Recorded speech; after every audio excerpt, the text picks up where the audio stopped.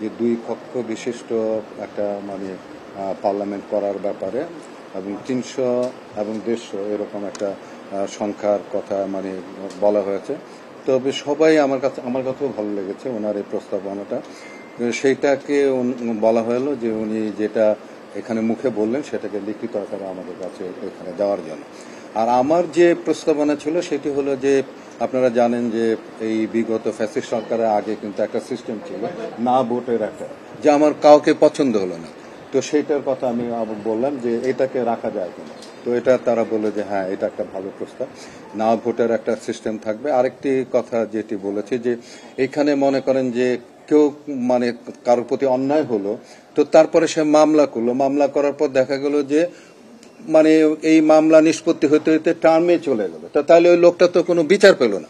তা আমি তাদেরকে প্রস্তাবনা দিলাম যে আপনাদের মধ্যে একটা মানে বিচারের একটা ব্যবস্থা যদি রাখা যায় যে তারাই এই নির্বাচন কমিশনে এটা বিচার করবে, তো বিচার করে যেন দ্রুত তার সঙ্গে রায় দিতে পারে, যাতে ওই লোকটি যেন ডিপ্রাইভ যেন না হয়, সে যেন তার অধিকার যেন ফিরে পেতে পারে।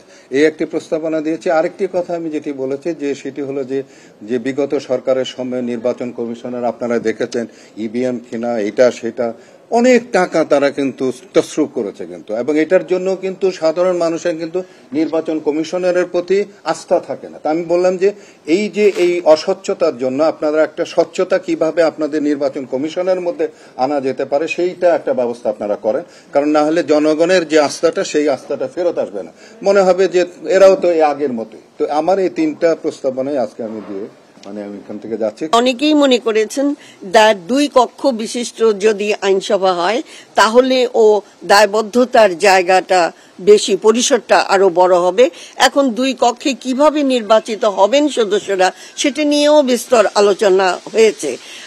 আমাদের এখানে মানে যুক্তরাষ্ট্রের ব্যবস্থা নেই, কিন্তু তারপরেও আমাদের যে বিভাগগুলো আছে সেটাকেও ভাবা হয়েছে যে একটা রিফ্লেকশন হতে পারে। রিগেল এম্পোরিয়াম হানিবার্ড অফারে জিতে নিতে পারেন ইন্দোনেশিয়ার বালিতে স্বপ্নের হানিমুন। ইলেকট্রাল গভর্নেন্স নিয়ে আমরা কথা বলেছি যে সুষ্ঠু ইলেকট্রাল গভর্নেন্স থাকলে আমাদের এই নির্বাচন যেটি সামনে আসছে সেটা আরো সুষ্ঠু হবে। এর পাশাপাশি আমরা ইলেকশন কমিশনের বিষয়ে তাদের যে ভূমিকা যেটা থাকবে সেই বিষয়ে কথা বলেছি। বিশেষ করে ইলেকশন কমিশনের যে স্বাধীন সত্তা সেটা সম্পর্কে আমি বলেছি, এবং নির্বাচনে আইসিটির ব্যবহার এই বিষয়ে কথা বলেছি। না ভোট পোস্টাল ব্যালট বা যার এক্সপেক্টে তাদের ব্যালট সম্পর্কে আমরা কথা বলেছি। আরও আমরা বলেছি যে আনুপাতিক প্রতিনিধিত্ব বিষয়টি এসেছিল যে এটি করা যায় কিনা, এভাবে বিভিন্ন মত এসছে, এবং এই ব্যাপারে অনেকেরই বক্তব্য ছিল যেটি মিশ্র পদ্ধতিতে আসা উচিত। আমাদের ভবিষ্যতের যে সংসদ আসবে সেই বিষয়টি আমরা দেখতে চেষ্টা করেছি, এবং হলো যে আমরা চেষ্টা করেছি যাতে করে নির্বাচনী যে এলাকা নির্ধারণ বা সীমানা নির্ধারণ সেটির মধ্যে যেন কোনো গেরিমেন্ডারিং বা জেরিমেন্ডারিং না হয়, এটা সুষ্ঠুভাবে পক্ষপাতিত্ববিহীনভাবে যেন হয় সে বিষয়ে আমরা বলেছি।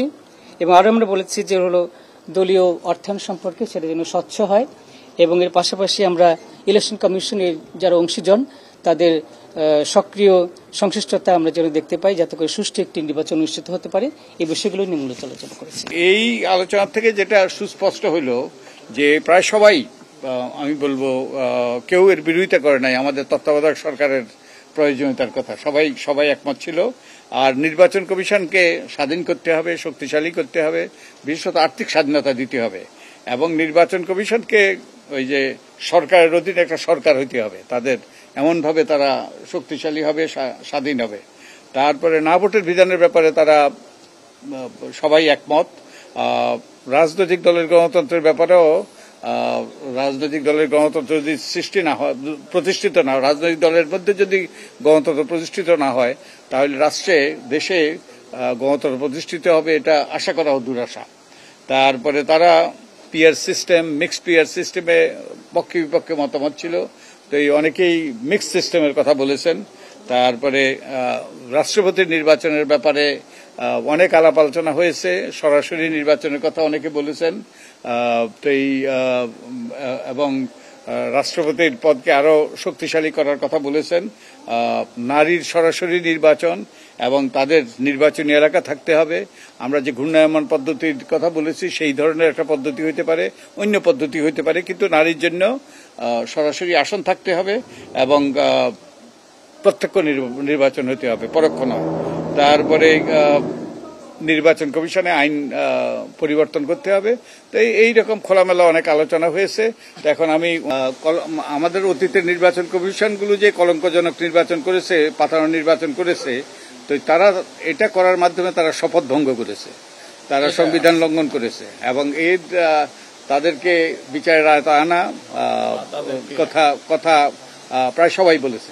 তত্ত্বাবধায়ক সরকার ব্যবস্থাটি স্থায়ীভাবে মানে এটা ইনকর্পোরেট করতে হবে, এবং সেখানে তার অধীনে যে নির্বাচন কমিশন হবে সেই নির্বাচন যথার্থভাবে প্রফেসর মজুমদার বলেছেন যে সেই নির্বাচন কমিশনটি কি এই রাষ্ট্রের মধ্যে রাষ্ট্র হতে হবে।